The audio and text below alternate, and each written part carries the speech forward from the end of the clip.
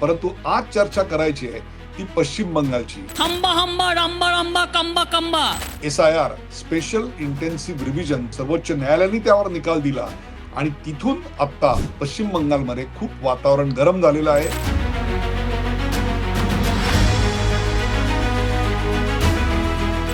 आठ फेब्रुवारीला ममता दीदी वकिलीचा काळा कोट घालून एक ऍडव्होकेट म्हणून सुप्रीम कोर्टामध्ये आपली बाजू मांडण्याकरता उभ्या होत्या. आमच्या राज्यात SIR झालं नाही पाहिजे की हेच SIR तमिळनाडूमध्ये आहे, केरळमध्ये आहे, त्या दोन्ही ठिकाणी बगैर भाजपची सरकार आहे. तिकडे तर काही प्रॉब्लेम आला नाही. मग पश्चिम बंगालमध्येच असं काय घडतंय की तिथे एवढा थैथयाट व्हावा?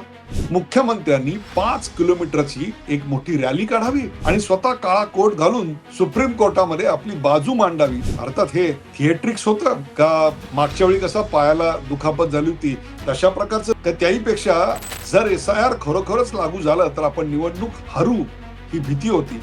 पश्चिम बंगालला खूप मोठी बांगलादेशची बॉर्डर आहे, म्यानमारची बॉर्डर आहे आणि तिथून खूप मोठ्या प्रमाणात घुसखोरी होत असते.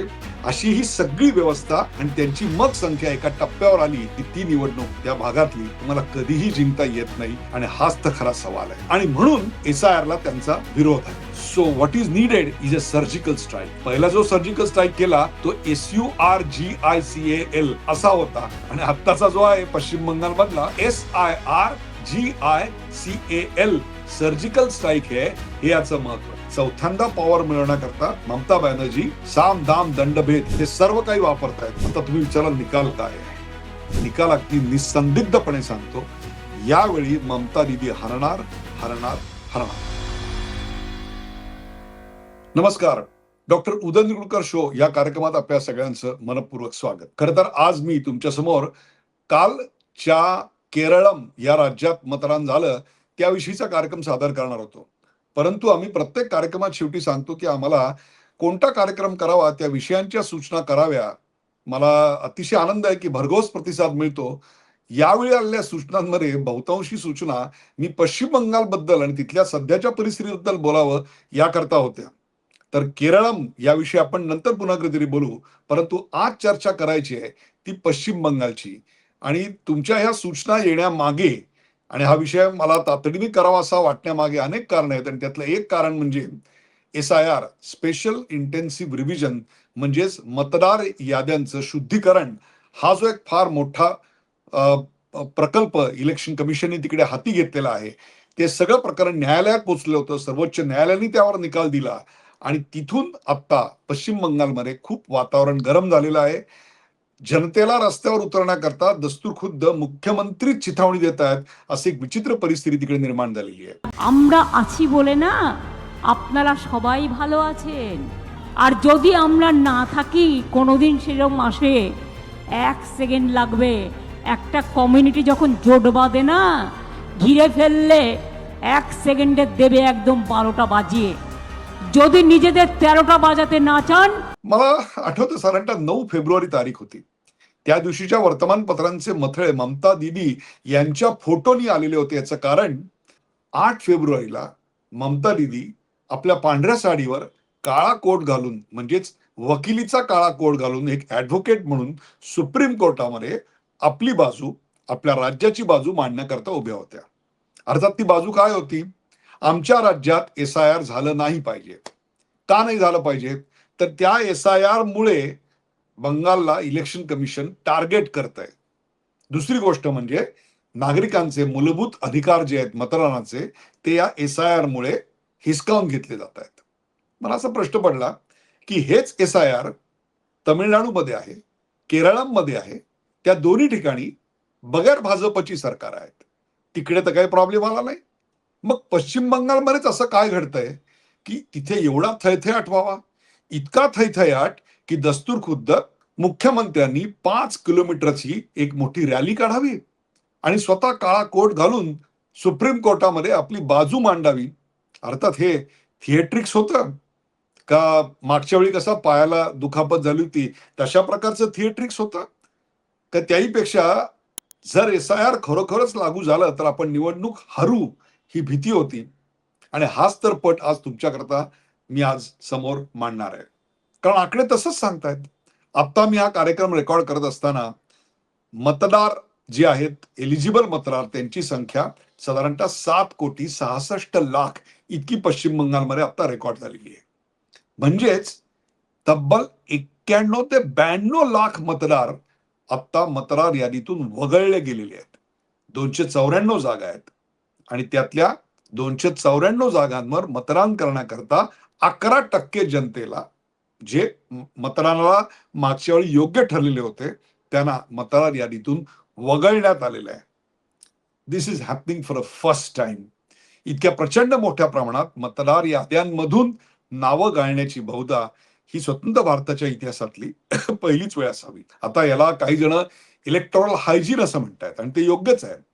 तर काही जण याला इलेक्टोरल इंजिनिअरिंग असा एक दावा देत आहेत. म्हणजे कोणीतरी हे सगळं डॉक्टर्ड करतंय स्वतःला फेवर करण्याकरता, म्हणून यात आपल्याला पाहिजे असे बदल घडवतायत. म्हणजे कसं की जसं एखादं क्रिकेटची टीम आली की आपल्याकडची जी लोकल टीम असते ती आपल्याला पाहिजे असं पिच तयार करून घेते, असं काही आहे का ह्याच्यामध्ये? चला आपण हे जाणून घेऊयात. अर्थात हे साधं सरळ आहे की भारतीय जनता पक्ष SIRचं समर्थन करतंय आणि तृणमूल काँग्रेस याविषयी प्रचंड मोठ्या प्रमाणात असंतोष पसरवण्याचा प्रयत्न करते. आणि त्याचं कारणच असं आहे, एक तर पश्चिम बंगाल हे सीमावर्ती राज्य आहे. पश्चिम बंगालला खूप मोठी अशी बांगलादेशची बॉर्डर आहे, म्यानमारची बॉर्डर आहे आणि तिथून खूप मोठ्या प्रमाणात घुसखोरी होत असते. ती घुसखोरी रोहिंग्यांची होते, ती घुसखोरी बांगलादेशी मुसलमानांची होते आणि त्यामुळे या सीमावर्ती राज्यामध्ये मुसलमानांची संख्या देशाचं जे ॲव्हरेज आहे 16-18% त्याच्यापेक्षा कित्येक जास्त, म्हणजे जवळपास 30% आसपास पोहोचलेली आहे. तिथे बांगलादेशी घुसखोर इतक्या मोठ्या प्रमाणात आहेत की तिथली त्या मतदारसंघातली लोकसंख्या इतकी बिघडून गेलेली आहे की तुम्हाला तिथे एखादा बगैर मुस्लिम निवडून तर सोडूनच द्या, बगैर मुस्लिम तुम्हाला कॅन्डिडेट मिळणं देखील मुश्किल झालंय. अशी परिस्थिती या सीमावर्ती राज्यात, सीमावर्ती भागांमध्ये काही भागात झालेली आहे. मुस्लिम एरिया सिर्फ टीएमसी है. ऑप्शन में कांग्रेस अगर मिल जाएगा तो मिल जाएगा, वरना मुस्लिम एरिया में सिर्फ टीएमसी है. बीजेपी का बी का वर्ड का जो थोड़ा सा टुकड़ा है ना, वो नुकता भी उसको नहीं जाएगा. वो 99 बोलो 100 बोलो, जो डेटॉल का ऐड है ना 99% 9 को मिटाएगा, वो एक को नहीं मिल रहा है, वो एक भी नहीं जाएगा बीजेपी. आणि हे सरकारी आशीर्वादाने झालंय. त्यांची नावं लिगली घुसवली गेलेली आहेत.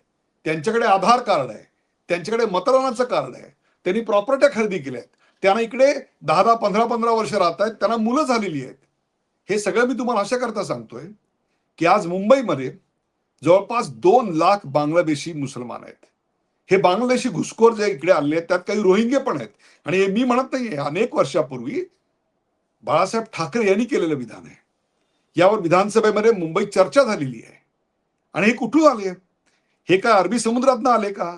नाही, ते आले हे पश्चिम बंगालमधल्या ज्या ठिकाणी कोणत्याही प्रकारची जमीन द्यायला नकार दिला ममता दीदींनी, त्यामुळे तिकडे आपल्याला तारेचं कुंपण टाकता आलं नाही. जसं राजस्थानमध्ये आणि पंजाबमध्ये आणि इतर सगळ्या भागात आहे तसं टाकता नाही आलं. आणि तिथून जे येणारे घुसखोर आहेत ते घुसखोर तुम्हाला निवडून यायला मदत करतात आणि म्हणून देशाची अंतर्गत सुरक्षितता आपल्याकडे धोक्यात टाकली जाते.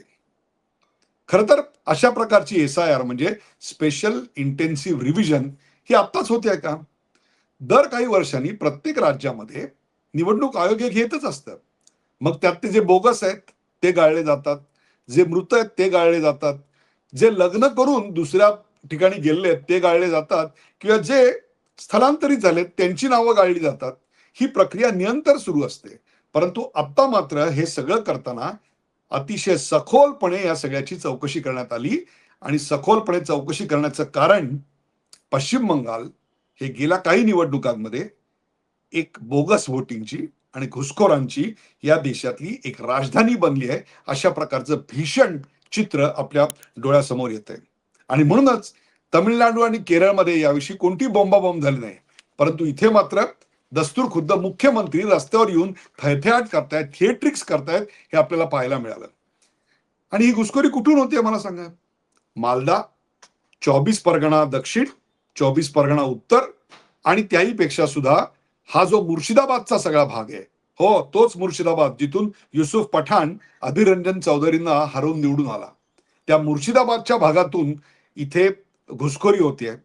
तिथली जी मतदार यादी आहे ती निर्दोष आहे असं एक तरी पश्चिम बंगालचा पत्रकार छातीवर हात ठेवून प्रामाणिकपणे म्हणू शकेल का मला सांगा. मग हे सगळं जर केंद्र शासनाने, त्याहीपेक्षा निवडणूक आयोगाने स्वच्छ करायचं ठरवलं, शुद्ध करायचं ठरवलं, मतदार याद्या अपडेट करायच्या ठरवल्या, तर त्यात त्यांचं काय चुकलं हाच माझा सवाल आहे. सवाल असा आहे की ह्या सगळ्यांना अवैधरित्या आणलं आणि मग त्यांना इथलं वैध नागरिक बनवण्यात आलं. त्यांच्याकडे आधार कार्ड आहे, त्यांची घरं आहेत, त्याला इलेक्ट्रिसिटी बिल येतं, इतकंच काय ते व्यवसाय करतात, शाळांमध्ये ऍडमिशन घेतलेले आहेत, परंतु ते या देशाचे नागरिक नाहीत. आणि हे सगळं केलं टीएमसीच्या कार्यकर्त्यांनी, त्यांच्या मशिनरीनी आणि कोणाच्या सहकार्याने, तर ते पश्चिम बंगालच्या प्रशासनाच्या सहकार्याने. अशी ही सगळी व्यवस्था पोखरून काढलेली आहे आणि त्यांची मग संख्या एका टप्प्यावर आली की ती निवडणूक त्या भागातली तुम्हाला कधीही जिंकता येत नाही, अशी एक अभेद्य व्यवस्था उभी करून ममता बॅनर्जी गेल्या 3 निवडणुका तिकडे थम्पिंग मेजॉरिटीने जिंकतायत. आणि हाच तर खरा सवाल आहे. आणि म्हणून SIR ला त्यांचा विरोध आहे. 2020 आणि 21 चे मतदानाचे आकडे माझ्याकडे आहेत. सेफॉलॉजी हा माझ्या डॉक्टरेटचा विषय आहे, म्हणून मी अत्यंत बारकाईनं इथल्या प्रत्येक बूथवरचं, इथल्या प्रत्येक मतदारसंघाचं मतदान बघत होतो. आणि कुठले मतदारसंघ कुठल्या भागातले आहेत? मालदा मधले आहेत, 24 परगणा दक्षिण, 24 परगणा उत्तर, मुर्शिदाबाद आहे. या सगळ्या भागांमधून 98 जागा आहेत आणि त्या 98 पैकी तब्बल 85 जागा या तृणमूल काँग्रेसने जिंकलेल्या आहेत. याचं कारण त्या अवैध घुसखोरांच्या मुळे मुस्लिम बहुल बनलेले आहेत. आणि या मुसलमानांचा आकडा अशा क्रिटिकल पोझिशनला आलेला आहे की ते आता तिकडे तृणमूल व्यतिरिक्त दुसरा कुठलाही उमेदवार निवडून येऊ देत नाहीत. आणि म्हणून यावर खूप मोठ्या प्रमाणात पश्चिम बंगालमध्ये आंदोलनं सुरू झाली आणि ती आंदोलनं स्वतः ममता बॅनर्जी आणि त्यांच्या पक्षाने इंजिनियर केलेली होती. अर्थात आंदोलनं आणि हिंसा ही काही पश्चिम बंगालला नवीन नाही. निवडणुकीच्या पूर्वी, निवडणुकीच्या काळात आणि निवडणुकीचा निकाल लागल्यानंतर दहशत पसरवण्याकरता म्हणून गावागावात मृत्यूचं थैमान घालायचं, दहशतीचं थैमान घालायचं, जाळपोळ करायची, हे सगळं आपण या आधीच्या निवडणुकांमध्ये पाहिलेले आहे आणि त्यावर सुप्रीम कोर्टाने देखील ताशेरे ओढलेले आहेत. आणि म्हणूनच SIR ची आवश्यकता होती ती याच गोष्टी करता की तिकडे जे अवैध घुसखोर आहेत ते ओळखले गेले पाहिजेत आणि मतदानापासून त्यांना वंचित ठेवलं गेलं पाहिजे. अर्थात हा कार्यक्रम तुम्ही पाहत असताना ज्यांची नावं SIR मुळे मतदार याद्यात नाहीत त्यांना ट्रिब्युनलकडे जायचा मार्ग अजून पुढचे 2 दिवस मोकळा असेल, परंतु त्यामुळे मतदार याद्यांमध्ये फार मोठा आता फरक पडेल अशी काही चिन्ह मला तरी दिसत नाहीये. सर्वात महत्वाची गोष्ट, माननीय सर्वोच्च न्यायालयाने मतदार याद्या फ्रीज करा, SIR रद्द करा, ही तृणमूल काँग्रेसची मागणी सपशेल धुडकावून दिलेली आहे. याच्यातच SIR ची मागणी ही न्यायिक होती, लीगल होती, याच्यावर शिक्कामोर्तब झालेला आहे. याचं कारण जे या देशाचे नागरिक नाहीत त्यांना या देशाच्या निवडणुकात मतदानाचा अधिकार असताच कामा नये याविषयी दुमत असायचं काही कारण नाही आहे. आणि म्हणून 23 एप्रिल आणि 29 एप्रिल यावेळेला जेव्हा मतदान होईल त्यावेळेला पश्चिम बंगालमध्ये जनता SIR ह्या मुद्द्यावर मतदान करणार हे आता एव्हाना उघड झालेलं आहे. आता असा त्यात एक मुद्दा पुढे आलेला आहे की सिलेक्टिव्ह टार्गेट केले गेले आहे आणि त्याकरता उदाहरण दिलं जातं ते नंदीग्रामचं. आता नंदीग्राम का? तर नंदीग्राम हे मुख्यमंत्री ममता बॅनर्जी यांचा विधानसभा मतदारसंघ. अर्थात मागच्या वेळी त्या तिकडे उभ्या राहिल्या आणि त्यांना शुभेंदू अधिकारींनी तिकडे परास्त केलं. भवानीपूर मधून उभ्या राहिल्या म्हणून त्या टिकल्या. पण एक लक्षात घ्या, अशा प्रकारे मुख्यमंत्री पदावर उभे राहिलेली व्यक्ती हरण्याची ही भारतातली दुसरी का तिसरी वेळ आहे. याआधी उत्तर प्रदेशामध्ये एक घडलेलं होतं आणि नंतर BC खंडुरी पडले होते, मला एक आठवत आहे. परंतु ही जी लाच गेली त्यानं सुधारतील त्या ममता बॅनर्जी कुठल्या? आणि म्हणून त्या नंदीग्राम मध्ये जे मतदार यादीतनं गाळले गेले त्यांच्याविषयी बरीच ओरडा सुरू झालेला आहे. याचं कारण जे गाळले गेले त्याच्यात 90% मुसलमान आहेत. पण ते मुसलमान आहेत म्हणून गाळले गेलेले नाहीत, तर ते अपात्र आहेत. त्यांच्याजवळ मतदानाला लागणारी या देशाचे नागरिक आहोत हे सिद्ध करणारी अशी कोणती कागदपत्र नव्हती म्हणून ते गाळले गेलेले आहेत. याचाच अर्थ त्या भागामध्ये खूप मोठ्या प्रमाणात स्टेट स्पॉन्सर्ड घुसखोरी होत होती, यात काही शंकाच नाही. आणि ती बांगलादेशी मुसलमानांची आणि रोहिंग्यांची होत होती, हेच यातून सिद्ध झालेलं. याचं कारण त्या भागातली लोकसंख्या जी आहे, त्या लोकसंख्येची जी सगळी पट आहे तो इतर भागांसारखा नाही, तो खूप वेगळा आहे आणि तो वेगळा बनवला गेलेला आहे आणि तो घुसखोरांकडून बनवला गेलाय. हे सगळं झालेलं आहे. माल्डामध्ये परवा जो प्रकार घडला आणि तो माल्डामधला प्रकार मी तुम्हाला सांगितला पाहिजे, याचं कारण माननीय सर्वोच्च न्यायालयाने देखील त्यावर नुसती चिंता नाही व्यक्त केली, तर तृणमूल काँग्रेस आणि स्थानिक प्रशासन यांच्यावर त्यांनी कडा प्रहार केलेला आहे. त्यांच्यावर ताशेरे ओढलेले आहेत. तुम्ही प्रशासन कसं हँडल करता याविषयी त्यांनी तीव्र नाराजी व्यक्त केलेली आहे. चीफ सेक्रेटरी आणि डायरेक्टर जनरल ऑफ पोलीस हे फोन उचलत नाहीत, याबद्दल त्यांनी तीव्र नाराजी व्यक्त केलेली आहे. इतकंच काय, तर रिक्षामधून तुम्ही अनाउन्समेंट करता की असे असे SIR साठीचे अधिकारी येत आहेत, त्यांना कोणत्याही प्रकारचं सहकार्य करू नका, त्यांना घेराव घाला. मशिदींच्या भोंग्यांमधून अल्लाह की इबादत होनी चाहिए, परंतु तिकडे अशा प्रकारे आलेल्या सरकारी अधिकाऱ्यांवर आपण घेराव केला पाहिजे, अशा प्रकारच्या घोषणा दिल्या जातात, अशा प्रकारच्या सूचना दिल्या जातात. हे कुठलं शासन, प्रशासन आणि धर्म मला म्हणायचं सांगा? आतापर्यंत या देशाने 1962ला चीन बरोबर, 65-71 पाकिस्तान बरोबर, त्यानंतर कारगिल वॉर आणि त्यानंतर सर्जिकल स्ट्राईक आणि सिंदूर ही देशाबाहेर लढली गेलेली युद्ध पाहिली. परंतु आज पश्चिम बंगालमध्ये आपण पाहतोय ते देशांतर्गत युद्ध आहे. इथलीच एक राज्य व्यवस्था देशाच्या विरुद्ध कारवाया करत आहे आणि त्याकरता बाहेरच्या शक्तींना या देशात एक प्रकारे सुरक्षा पुरवतोय. त्यांना मतदार नाही करत आहे फक्त, तर त्यांना या देशाच्या अंतर्गत सुरक्षेचे मारेकरी बनवत आहे, असा स्पष्ट आरोप या निमित्ताने करावा असा वाटतो. So what is needed is a surgical strike. पहिला जो सर्जिकल स्ट्राईक केला तो SURGICAL असा होता आणि आत्ताचा जो आहे पश्चिम बंगाल मधला तोही सर्जिकलच आहे, फक्त त्या सर्जिकलचं स्पेलिंग वेगळं आहे. ते SUR नाही आहे, तर SIRGICAL सर्जिकल स्ट्राईक हे याचं महत्व आहे. This is a war within the country आणि म्हणूनच त्याविषयी कार्यक्रम आणि जागृती केली पाहिजे. आता काय भरतंय हकीमपूर बॉर्डर, साधारणतः हकीमपूर बॉर्डर काही चर्चेला येत नाही, कारण बांगलादेशमध्ये जायचं असेल तर तिथे एवढी मोठी तुम्हाला भूभाग उपलब्ध आहे आणि नद्या उपलब्ध आहेत की तुम्ही सहज ओलांडून जाऊ शकता. परंतु आज हकीमपूर बॉर्डरवर 200 ते 300 निर्वासित कुटुंब दररोज येऊन धडकत आहेत, कारण SIR चालू झाल्यानंतर त्यांचं या देशातलं नागरिकत्व सिद्ध होत नाही, ते घुसखोर आहेत हे सिद्ध होतं. म्हणून स्वतःला वाचवण्याकरता ती मंडळी इकडे येत आहेत, त्यांना हकलून दिलं जात आहे आणि इकडून ते पश्चिम बंगालमधून बांगलादेशात जाण्याकरता त्या बॉर्डरवर येऊन पोहोचले आहेत. त्यांचे इंटरव्ह्यू पाहत होतो. त्या इंटरव्ह्यू मध्ये त्यांनी सांगितलं, आम्ही 20-20 वर्ष इथे राहतोय, 25 वर्ष राहतोय, काय करतोय, काही छोटे मोठे व्यवसाय करतायत. आपणही अशा प्रकारच्या लोकांकडून छोट्या मोठ्या वस्तू घेतो, तेव्हा त्यांच्या बोलण्यातून ते कुठल्या देशाचे नागरिक आहेत याचा आपल्याला अंदाज आला तरी ती वस्तू स्वस्तात मिळते म्हणून आपण घेत असतो. पण अंतर्गत सुरक्षेचा केवढा मोठा धोका आणि ह्यांना या देशात बसवण्याकरता आपण सहाय्यभूत असतो हे आपल्याला कळत नाही.